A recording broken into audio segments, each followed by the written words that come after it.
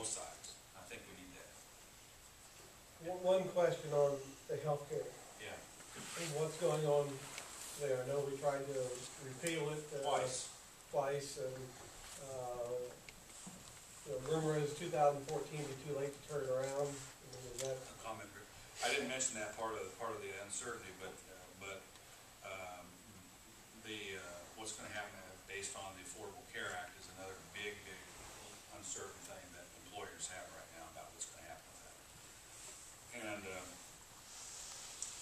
you know, if it's fully implemented in 2014, if it's not working, you change it. I don't know, it'll be difficult. You're right, because it's like any other government program, whether state or federal. Once people are benefiting from it, then they don't want to give it up. And whether that benefit is true or perceived doesn't really matter. And so, but let me tell you my position on the Affordable Care Act, the Affordable Care Act, and this won't be a surprise to anyone that's seen me talk or any campaign. I want to repeal it. And let me tell you why. First of all, it does have a significant economic impact on the ability of small businesses and large to continue to remain profitable in our country. And the reason is because the requirements that the federal government puts in place for what you have to do as an employer, in some businesses will cost you more money than your annual profit to do it. And I've heard that from multiple people. So that's the first thing. Secondly, it will be cheaper for businesses. If I ran a business that had 200 or 300 employees, and we were in the boardroom and we were looking at the sheer finances of it, it will be cheaper just to drop all your health insurance for your employees and pay the penalty to the federal government and just put all those employees on state exchange. And that, let me tell you, is what's going to happen. And they did I'm trying to remember the group now, I don't have a study in front of me, but just about 2 weeks ago came out with a survey, national survey of businesses, and 30% of the people said straight up, when this is implemented, I'm dropping my health insurance for my employees. And then I think that's grossly underestimated. I think it's going to be almost everybody eventually, within 5 years. Let me tell you why. Because if you can pay $2,000 an employee if you don't provide health insurance for your employees. So compared to, you might pay a premium of $12,000 per employee to help provide them, and then with their part to provide health insurance for your employee. So if you look at it purely from a business, a logical business perspective, even though in my practice, Ohio Healthcare, we had 85 employees, we've always provided good health coverage for everybody, and continue to want to do that. Most employers want to have good health coverage for their employees, but it's just not going to be economically feasible, and people are going to have to make an economic decision, because your competitor is going to make that decision. And if your competitor immediately takes a bunch of expenses off their books, you can't compete. And so I think we'll see. And that puts people into a couple of different situations to provide health care coverage. Either the Medicaid program, which is going to dramatically expand with the new criteria. That's a state issue because the state of Indiana said that everyone that is newly eligible for Medicaid signs up, it'll cost the state of Indiana about $3.6 billion a year extra. So you're going to have two options. You're going to be in the Medicaid program, depending on your income level, or you're going to be in a statewide exchange. Nobody has got those set up yet, and they're giving the states, I think, until 2013. I can't remember the exact date to set up your state exchange. And guess what happens if you don't have it done in time? The Department of Health and Human Services, U.S. federal government, does it for you the way they want, which is a huge problem because let me tell you, you do not want the federal government telling Indiana what type of exchange we have to set up with who's going to be in it and all this. We do not want that. But it's difficult to set one up because they're just now still writing the rules about what it means. And the state exchanges are gonna reimburse providers, hospitals, doctors, at a Medicare level.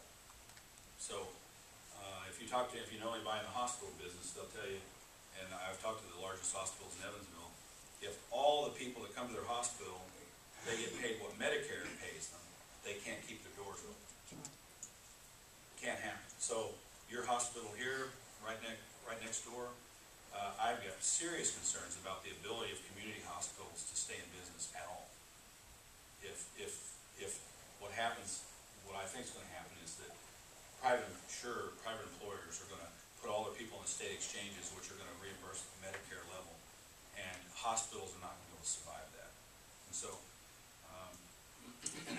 and then the other thing is what is put in place for the Medicare program as far as how are we going to make that program continue to be solvent. Right now, 2024, the Medicare program is insolvent, which means it can't pay its bills. The Affordable Care Act basically puts in place a panel of 15 presidential appointed Washington bureaucrats, in my mind, that will be their job to look at the Medicare program and try to contain the costs. And what that means is the only option they have is going to be to continue to, especially Medicare Part A, which is the hospitalization that gets paid to hospitals, to significantly scale back Medicare Part A payments to hospitals, because that's where the money is. There's a lot of money there. You know, Washington D.C., they go where the money is. I mean, it's like anything else. So once that happens, so not only for Medicare patients, but then all of the people in the exchange, as the Medicare Part A provider, the reimbursement drops in the regular Medicare program, the people that are in the exchanges, the private insurance companies, only have to reimburse at a Medicare level, so they will immediately drop their reimbursement further to meet the new Medicare level, which further exacerbates our problem when we just have it, you know, it just doesn't, in my view, just doesn't work. And so, not to mention the fact that there's an individual mandate in the healthcare law, which I personally believe is not constitutional. And that's another issue. So, you know, we have severe problems with price and cost in our healthcare system. Everyone in this room knows that. Everyone in this room knows we need to fix that. But my view has been that we do not want the federal government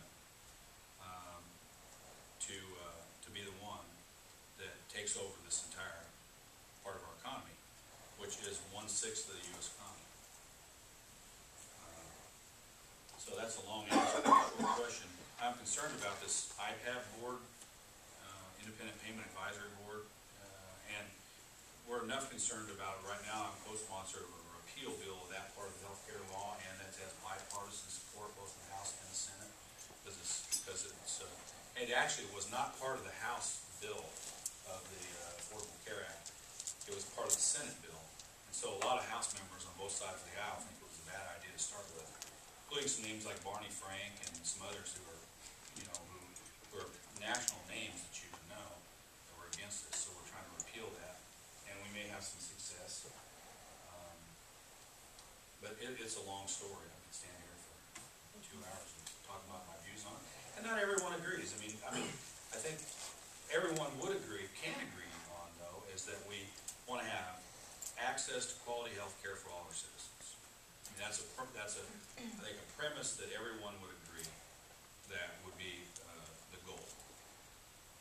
But, you know, to a certain extent, you know, it's on all of us as individuals also to help ourselves make that happen. And that's where we're part of my other problem with the Affordable Care Act is it's even taking away more incentives for people to help themselves and to try to decrease the overall cost of health care. And it's going to put more of the expense on the backs of people who are trying to help themselves and do the right thing and control health care costs. So that's where we are. I'm concerned about it. I think, you know, that's where we are. My big concerns, though, right now, like I said, the biggest concern in our country is what do we do about